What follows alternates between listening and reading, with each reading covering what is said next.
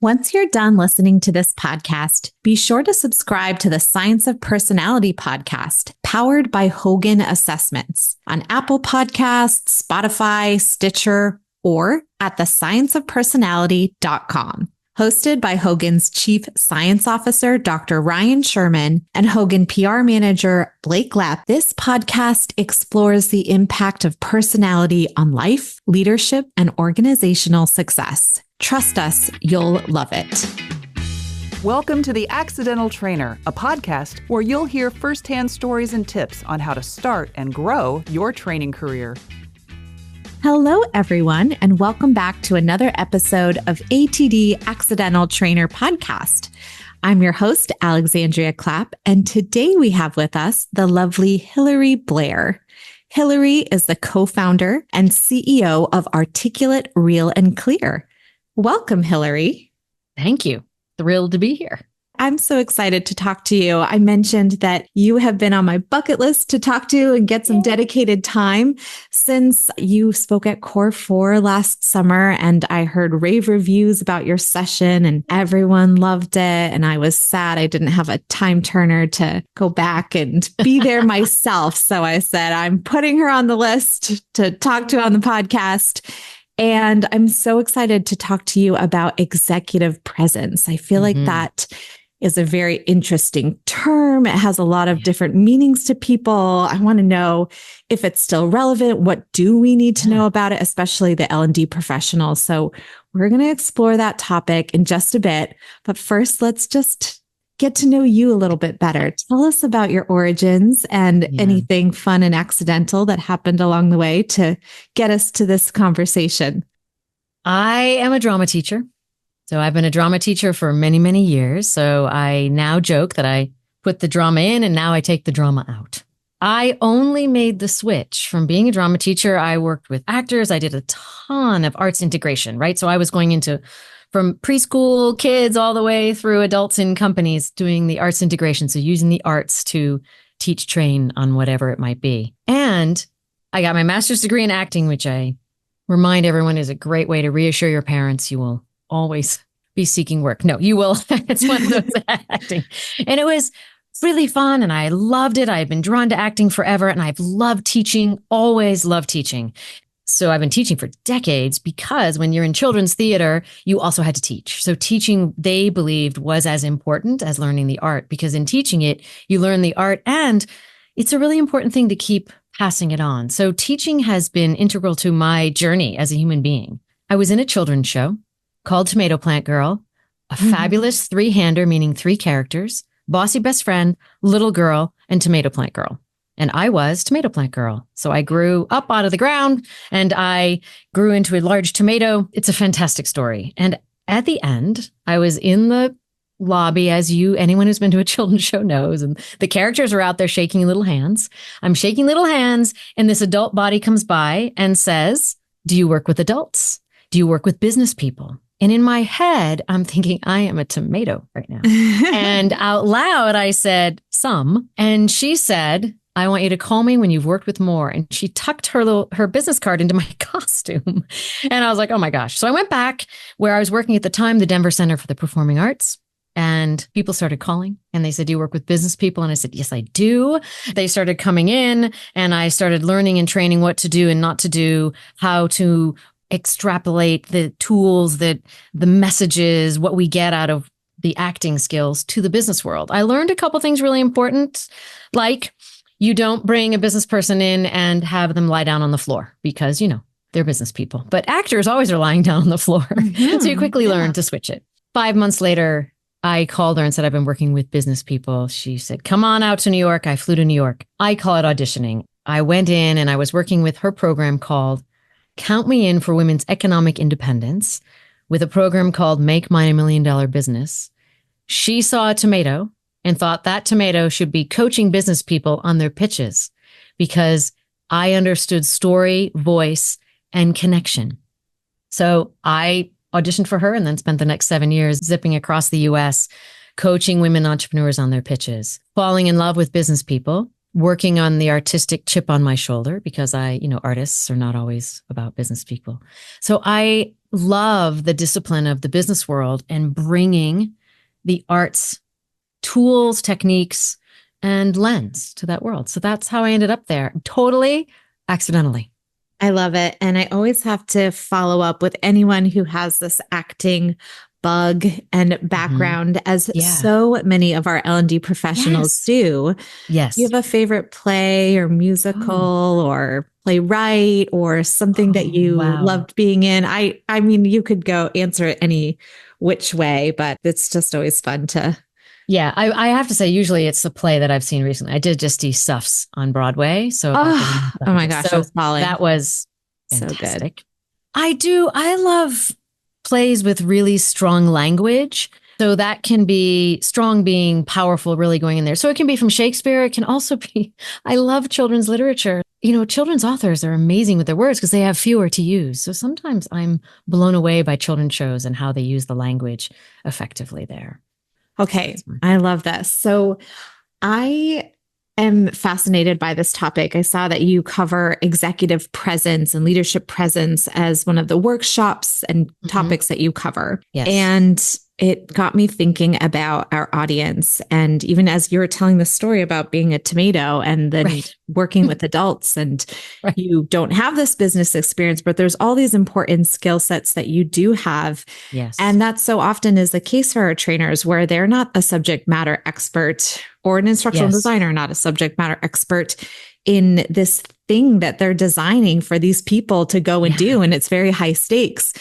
And whether it's having these conversations with your stakeholders or just having the credibility in front of this big crowd, whatever it might look like for our audience, I wanted to delve into this topic and pick your brain and have you teach us. So help me understand first. Sure.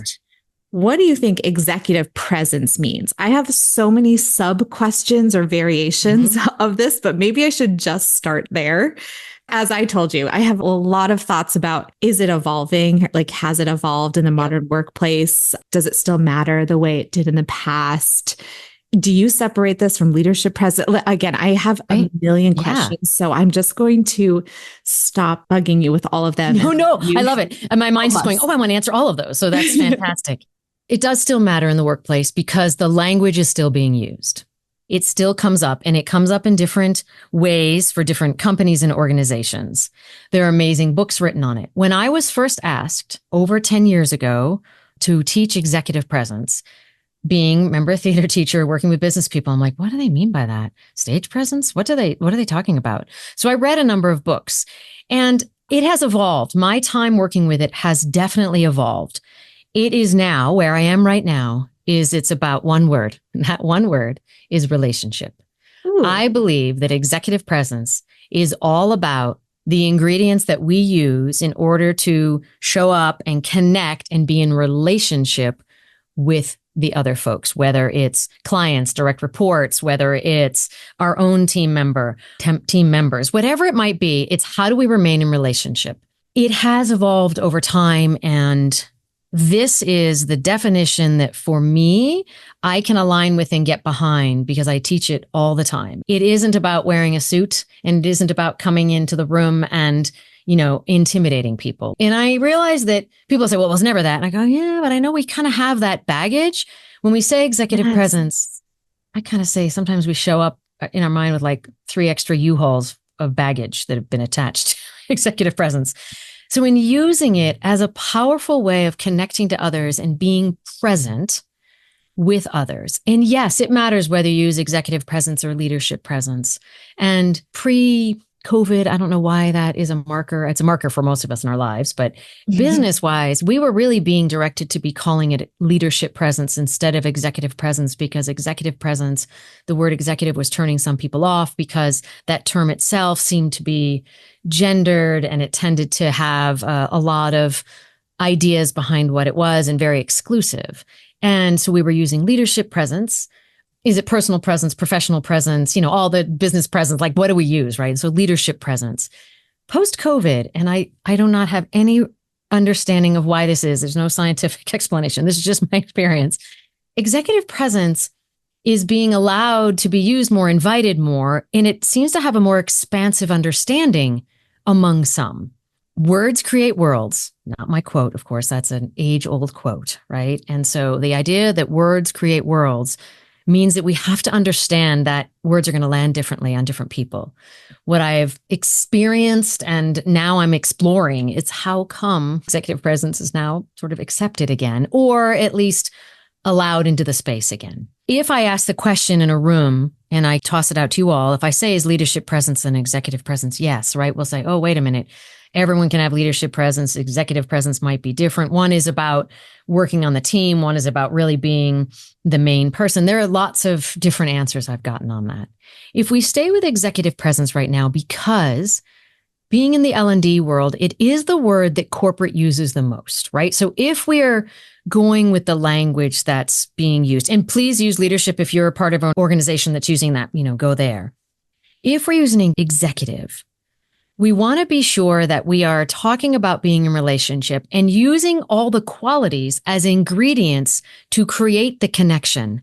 So I mean by ingredients, what we're wearing, we're making eye contact, grooming, our language, like all the things that sometimes we say define executive presence.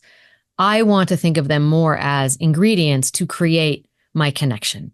A really simple example would be, I cannot ask a leader on a warehouse floor to wear the same thing as an attorney in an office. I mean, I can, but it won't. Our clothing has to do with what's the easiest way to establish the value I have to bring to this relationship.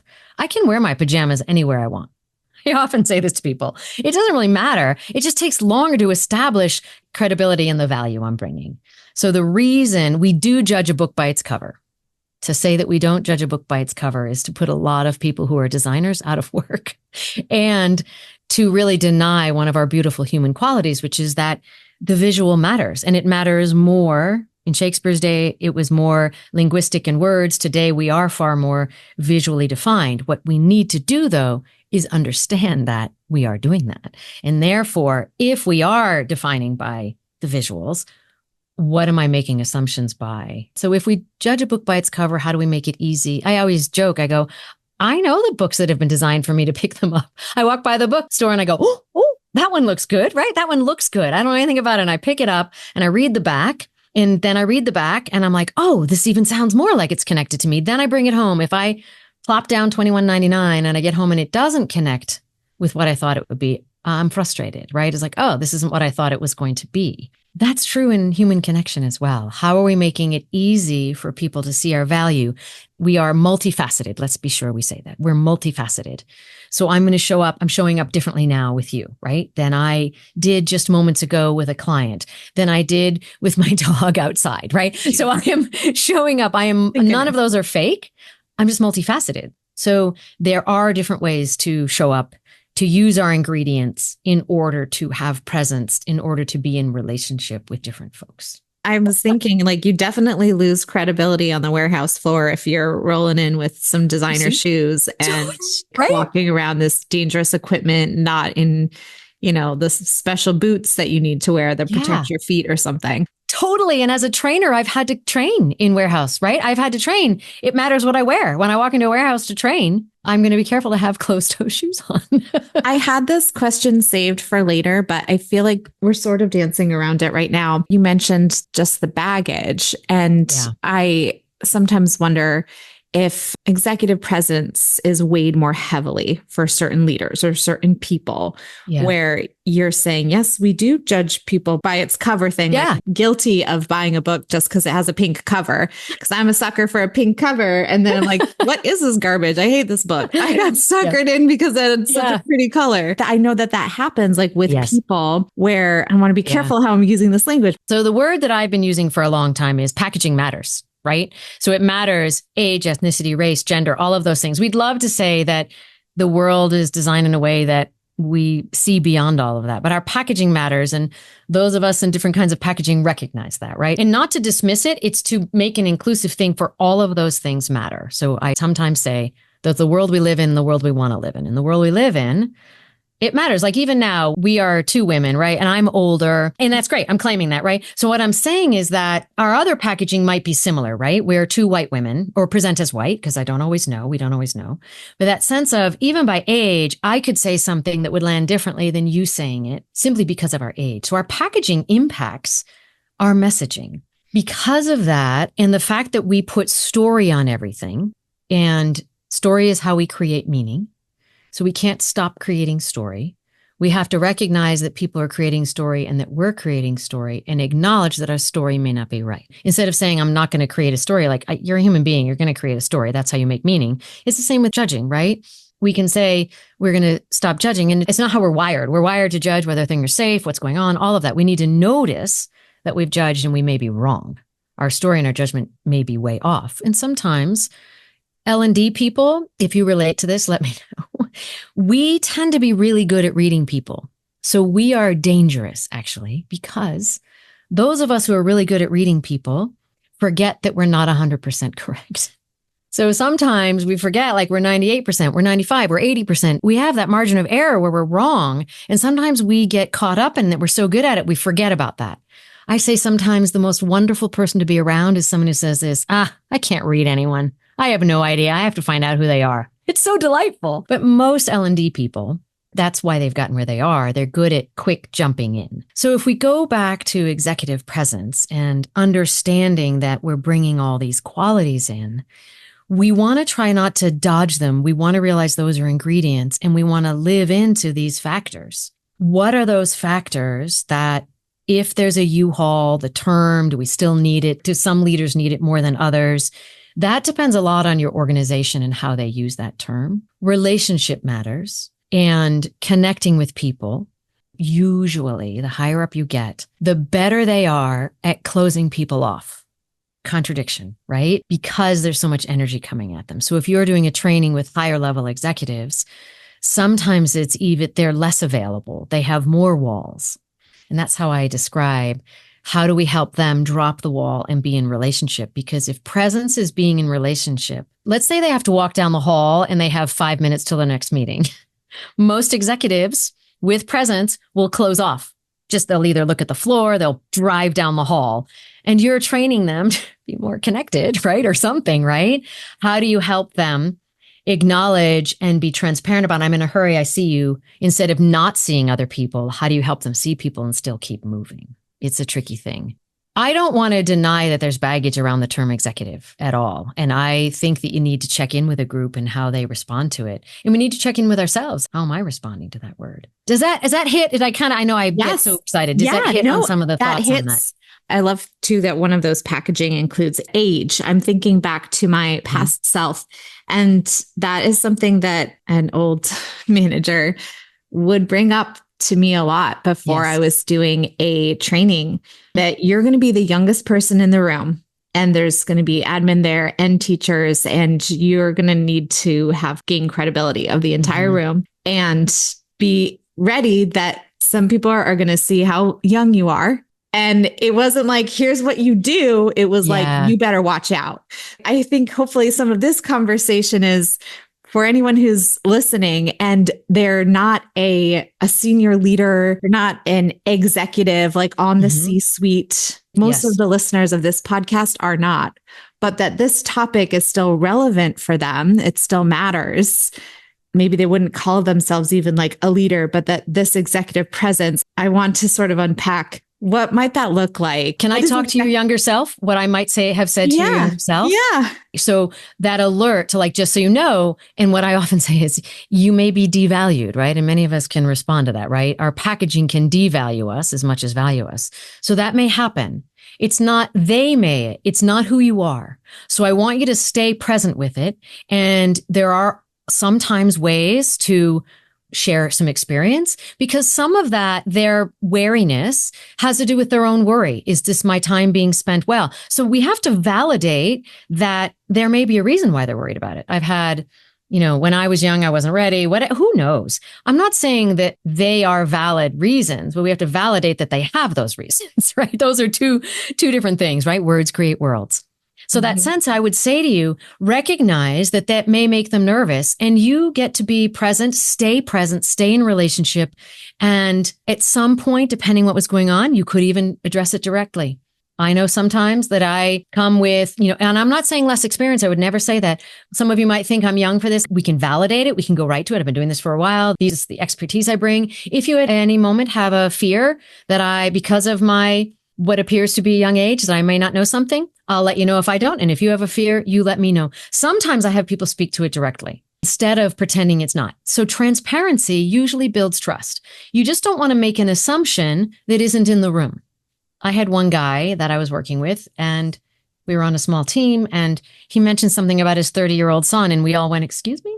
So he was in packaging that we all thought he was 30. So when he said he had a 30-year-old son, it totally confused us. What happens is then you derail your people. And he realized now that people would think he was really pushy and direct. And he goes, I think it's because I think I'm younger than I am, which again, right? We maneuver depending on age. So all I said to him is just remind people how much, in the past 20 years when I've been doing this, you just drop it in and it gives a timeline. And people are like, oh, this person has more experience than I thought. So you could also, I would suggest, just mention over the last number of years that I've been working on this, you just pop in your credibility. Or you say, this is my first meeting. I've been training this for a long time and I'm open to your feedback after. Let's move forward, right? So, like not now. I'm not open to it now. You set your boundaries. So what you're doing is establishing the story and staying open. That sounds great. Well, I mean, of course, I think some shallow or superficial level advice might be like, you dress differently, you dress older, or you wear like 5-inch heels, or I don't know, something like that, which seem less relevant than referencing like, this is my 40th training on this. And I'm so excited to hit this milestone or whatever. Yeah. Packaging matters though. You're absolutely right. You have to though stay with your authenticity. So you can't try and put on a costume that's not you. Costuming matters, right? We put value, what we're wearing matters. What's that balance between who you are and what brings you within your wardrobe? What makes you feel like you're present and connected? Like maybe a t-shirt and a jacket, right? Instead of a button-up shirt and whatever, I'm saying what it might be. The virtual world was really helpful with height and things like that, right? It really leveled the playing field in a way that we of shorter stature hadn't leveled in a while. So do heels matter? Does it matter if you're at a table and your chair is weird and your feet don't touch the floor? Absolutely. So I have a colleague whose feet don't touch the floor, and I say, put your backpack under your feet, bring us something to have your feet, because it matters if you're anchored, because that changes how you show up. Those aren't shallow. I want to rephrase, packaging matters, and those aren't shallow. Those are real considerations. They may have different weight, and I want to honor that. You're thinking, what would I wear? Would I wear glasses or not glasses, or would I wear? Yeah.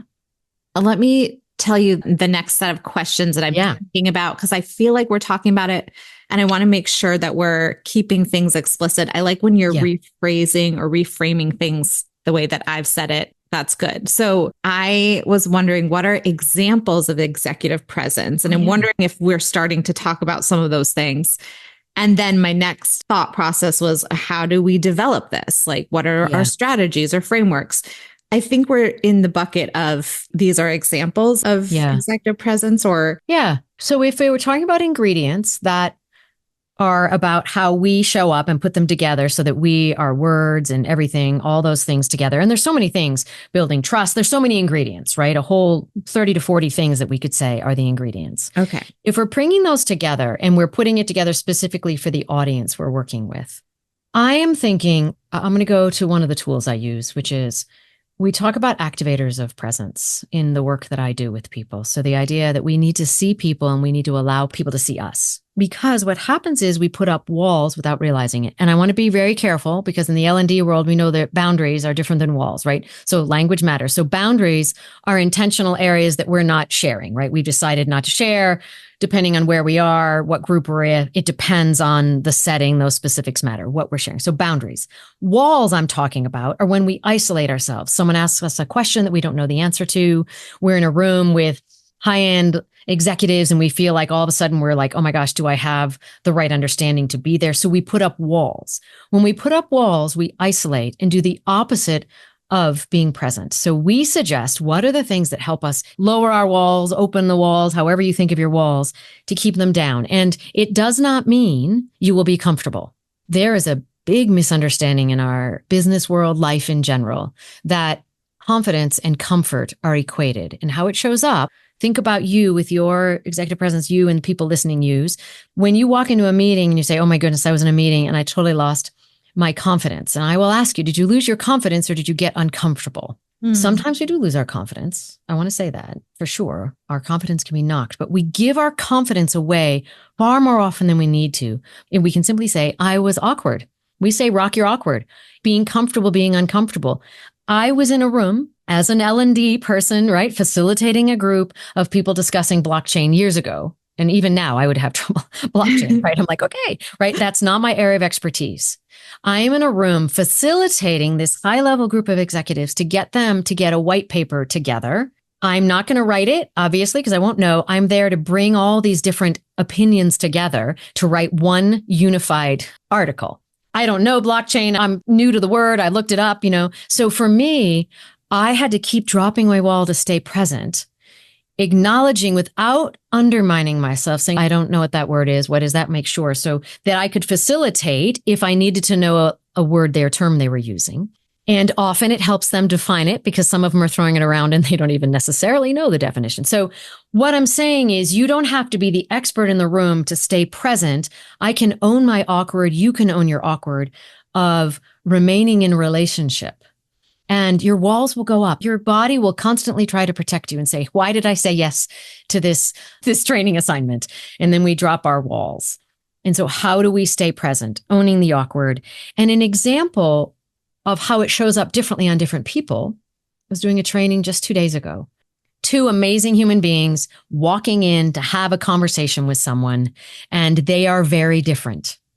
And one person was walking in because she'd been trained to say, is this still a good time? Because of who she was, it wasn't landing correctly.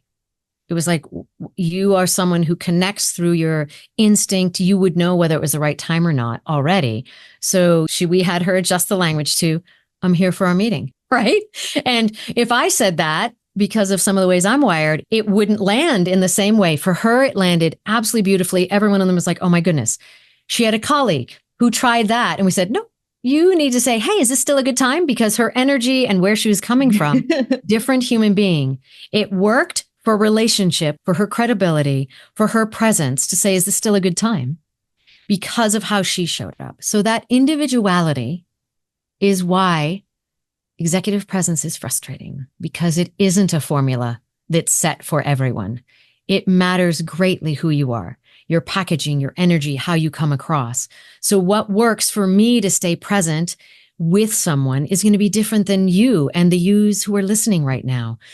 I often say that I invite the definition, like using the term soft skills, because it's squishy in that it's hard to define and hard to measure. And I know all of us here are really good at trying to figure out how to measure soft skills. But for me, when I remember that it's soft and that it changes for everyone, that sense of soft skills, that's why it can be frustrating. And that's also the beauty of it. And to make sure we're empowering the word soft, to know that that flexibility and that softness is needed in the world, right? And so how do we empower it? Not make it strong, that's different, but empower that. And so that flexibility and softness to move like a tree, like martial arts, right? To be flexible in the moment and to know that how I'm going to respond to a certain person will be different. And that's why I need to watch my colleagues and watch how they put on executive presence and then tailor it to what works for me.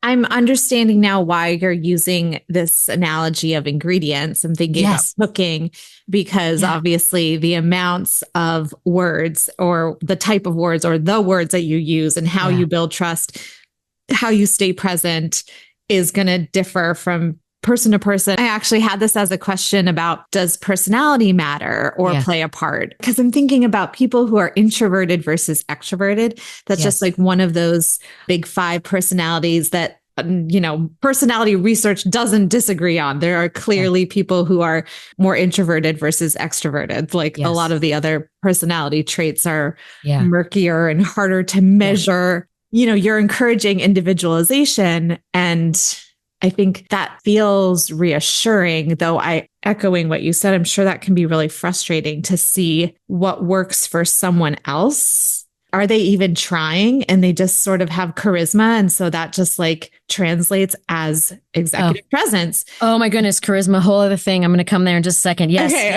Yes. Jump in. It's great. Help us out. So introvert and extrovert, we do. And if we're going to the definition of where we get our energy, right? It's important to show up as yourself authentically and moving through the world. And an introvert can facilitate and train and as well as someone who's extroverted. Their style will be different, right? And it's beautiful to pair people who are extroverts and introverts together. And the extrovert has to know how to maneuver and dance with an introvert. I want to make sure that I'm being clear of introvert versus extrovert, which is different from internal processor versus external processor. And they sometimes get lumped together. So an introvert often are internal processors, but they can be external processors. Extroverts can be internal or external processors for sure. So I want to distinguish that. An external processor processes out loud to get to the answer. An internal processor takes a pause, speaks inside, and then shares it. And it's not an absolute. It's not the same. It doesn't have the same study behind it that does an introvert and an extrovert. The reason it matters is that if we're connecting an introvert with energy versus whether they're an internal processor, and I want to make sure that we're distinguishing those, right? So an introvert has to be aware that energy will be drained from them in a different way, right? And that they can be more aware of taking breaks. They can be aware of what they need to bring back their energy, and that they may have more one-on-one. And I've done a lot more with external and internal processors than I have with introverts and extroverts, except to say that both are beautifully valued and bring such gorgeousness to all the individuality brings that. Let me jump to internal processor versus external processor, because they sometimes are connected. An internal processor can say, give me a moment. 1 second while I think about that. When you are transparent that you are going internal to process something, it is very helpful. I was working with a lovely leader on this. She had no idea that people were unnerved by how quiet she went. She said, no one's told me that. And I said, all you need to do is let people know. Give me a moment. I'm thinking about that. And then people are like, oh, okay, she knows. So internal processors giving that transparency builds trust. External processors need to know that they tend to forget the first thing they said, and that they are processing to the last thing they're saying. And that if there are internal processors in the room, they latched on to the first thing they said. And most external processors don't remember the first thing they said. So something is an external processor myself to make sure I'm aware. I keep trying to keep hold of where I'm going, right? And to make space and to get really comfortable rocking my awkward with silence. Especially in the virtual world. If you're facilitating virtually, that is the awkward silence of people's rhythms are all different. In a room, it's a lot easier to manage silences because you can all feel it together. Virtually, you can't. Super awkward. And the internets are different speeds. One of my takeaways here is it's making me think of a conversation we had with Tanya Boyd last year about cultivating awareness. And that seems to be, to me, if I think, okay, I need to work on my executive presence, whether you're an internal processor, external, introvert, extrovert, or whether you're young or you're the oldest person in the room or whatever you're calling it, the packaging, which is a fun word, that having the awareness of how you show up. And now I'm trying to connect it back to the relationship piece of how you show up or how other people perceive you, how you perceive yourself. You know, there can be a disconnect there. Yes. It's like you have to do all of this awareness work. And that's just, I mean, obviously I love that. That's like acting, that's life, that's psychology. That's just, of course, that's the answer. But sometimes people don't want to do that, or they want the shortcut. Yeah. And that's why I love L&D people, right? All of those balls are being juggled at the same time. How am I coming across? I'm trying to facilitate for all these people. I'm trying to read all of them. Wait a minute. How am I landing? Wait, what did my word? Did I just say that? Oh my goodness. I'm not supposed, right? Language, right? I just learned I used a word that was horrible, right? And I didn't know it till I got the feedback from someone, and I've been using it forever, right? And it has to do with alignment of my head. So I always say that we want to align our head. And then I would say we want to be careful that we don't shoot our head off our shoulders, right? I've been saying that forever. That's a very big acting thing. And we had a wonderful person. One of my colleagues is on helping with the chat. And she said, I want you to be careful of the word shoot because that doesn't land. It was an international call. And so the word shoot for the African country she was from was way too literal. And I had never, ever conceived of that, nor thought about that, because I've been saying it forever. And so now I say, jump my head off. I sometimes slip up now, but now I know I'm aware. So there are words that we use that land incorrectly, right? I say we take off at one airport, we land in another. We're like, oh my goodness, that's not what I intended. And so as L&D people, brilliant people, juggling all the balls, that's the thing. And now we're adding that layer of executive presence for yourself. How do you stay in relationship? Asking questions, am I present? Did my wall just come up, whether I felt insecure or whatever? Like it's a giant salad of communication. Well, I'm trying to answer my own questions and I am always thinking about the listener. I'm like, are they going to be like, where is your brain going in this conversation? So try to bring it back to if I asked if we were talking about how to develop it. Yeah. Then to me, that answer is the awareness. You have to do the work for yourself. And that example that you just gave is that's getting feedback from other people, which that could be another hour-long conversation. Yes, totally. Oh my goodness. Yes. Yes. Yeah. I want to touch on charisma quickly. I have a series of colleagues who teach charisma, and I use the word differently. So words create worlds. I use charisma. There are 4 activators of presence. I see you is activator 1. That's a leader, a trainer walking through a room, walking down a hall. I see you. The second activator is to allow yourself to be seen. It's amazing how often we don't allow ourselves to be seen. We think we do, but in its language, with the idea of I see you and I allow you to see me, immediately tends to send up giggles and things. Usually from the front of the room, that can be one of the great things is to go, wait a minute, am I allowing them to see me? Am I in dialogue or not? The third one is how I choose to show up. What's my energy? And the costuming and all of that I'm choosing what my energy is in the variety of rooms I'm in. And then the fourth one is receiving being seen, which is usually for the more intense conversations and far more draining. When I receive being seen, we've really dropped into a deeper conversation. You will have moments as a facilitator where you really drop into those 4 levels, all 4. And that is the most draining place to be for presence. You cannot be fully present all day long and have energy to go home to your family with. You cannot be fully present and have anything to go back to, whatever it might be. And you can have some days where you're in activators 1, 2, and 3 and be fully have energy at the end of the day. It's that 4th one that tends to be draining. We believe in the work that we do at ARTiculate that charisma is the first 3. I see you. I allow you to see me, and I'm choosing how I'm showing up. So it has some energy, and sometimes it's even just the middle 2. I'm allowing you to see me, and I'm choosing how I'm showing up. I had a colleague, fabulous speaker. He was in a room. I was in a small team with him, and I was used to being awed by him on the platform. He's an amazing speaker and trainer. And I realized that he really activated 1, 2, and 3 really well. In the space that we were in, there were only 10 of us in the room. He was still only activating 1, 2, and 3. And we were having a really intense discussion. And it felt like he was in that charisma idea. And there's nothing wrong with charisma, but I believe that the next step is that deeper place to drop in. That charisma is the movie stars, the leader in a company moving through, and you can move in and out of charisma. And some people have it. They just allow you to see them. They have that beautiful energy. I'm choosing what my energy is. I'm allowing you to see me. I'm here. That charisma and that 4th level. And finally, like it was like a gear shift, right? I was raised with gear shift cars. So it was like the 4th gear, it dropped in and I went, oh, there he is, right? In that small group. It was a shift. So I love charisma. I want it to not be a goal. I want it to be an awareness that it happens to be a stage. You can, from the front of the room as an L&D person, walk in with charisma. You can have that, and you can feel like some people have it more than others. And usually it means they're allowing people to see them in a way that seems unguarded. I want to make sure we squeeze in one more question that I see a lot in our webinars. So any advice for building buy-in for this executive presence training in an organization? So a lot of our L&D professionals say, I know some senior leaders that would really benefit from this, but they don't think that it's relevant for them. So any ideas about how to influence or convince them, or how do you make that case?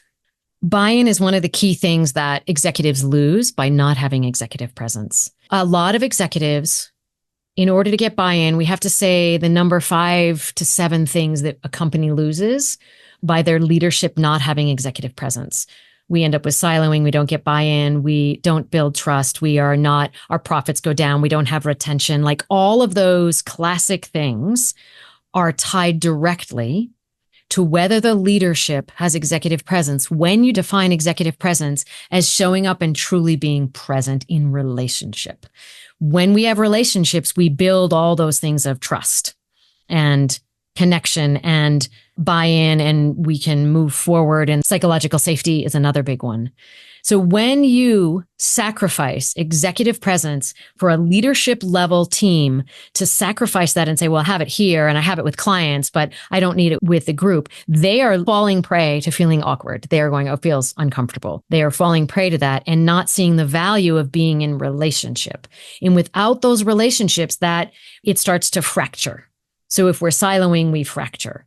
And if we're building the communication and the buy-in for a company to succeed, bringing what the pain points are for lack of executive presence, bringing those first, and then tying it directly to, we have to really practice this idea of presence. And worked with CEO and a CFO, and the CFO said, I can't have presence because that's what the CEO says. When we define it in a superficial manner like that, then what we quickly said is, you as a CFO have one of the key messages, and you've got to come with your story and connect as yourself. You cannot connect like a CEO.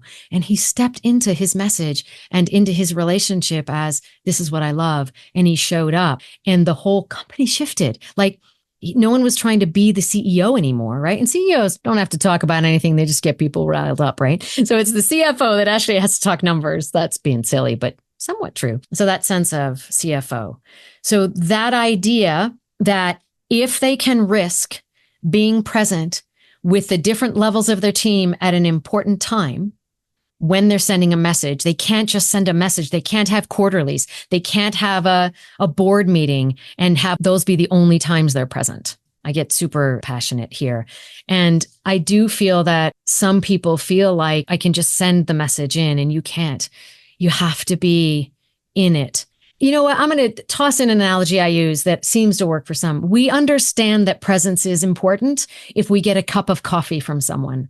In the service industry, we know that presence is important, and we train our service staff. I grew up in a resort town. I have served coffee long before I was a barista. In the service industry, we train our servers to be present with the people we're giving coffee or food to. So we understand that if I hand food to you and I don't make eye contact, I don't connect, I don't see you, I don't allow you to see me, you think I'm rude. And then we're brought in as L&D people to train an executive suite on what we know at that base level of moving through the world, right? That basic level of service industry. We understand it's rude. Why don't you see that it's the same thing? You are in service to the people in your company, and you must be present. That's a great analogy. Yeah. But someone can just go ahead and play that. Yes. Right. Their CFO, for sure. Yeah. Yeah. Have them do it in the room. Have them say, if I hand you a cup of coffee without making contact, I do this. I say, what do you think? Oh, it's rude, right? You expect that. Your employees, your team, they expect that too. I love this conversation. I know we could keep unpacking executive presence. I have confidence that we've covered some great ground and some great ideas and strategies for folks today. Let's switch gears and talk about you again. What are your current learning goals? My learning goals are getting better, receiving feedback, sorting through it, and finding what can move me forward. I love getting feedback, but I have to be grounded in order to get feedback. And I'm a Vistage speaker, so I get feedback a lot. The other is to make sure that I'm understanding how to create frameworks that hold the learning for people. And I'm constantly trying to come up with frameworks that make it easier for people to hold on to the tools that I'm suggesting. And then for me, I'm trying to learn more about, because I do a lot of work around friction, where friction fits in compared to conflict resolution and all the research and amazing things that have been done around why are humans unable to have civil conversations anymore. So I'm fascinated by that. I'm sure good timing. They say the workplace is getting more uncertain and volatile, and sure more frictions happening. So that seems like a great goal. How can folks keep up with your discoveries and findings and activity?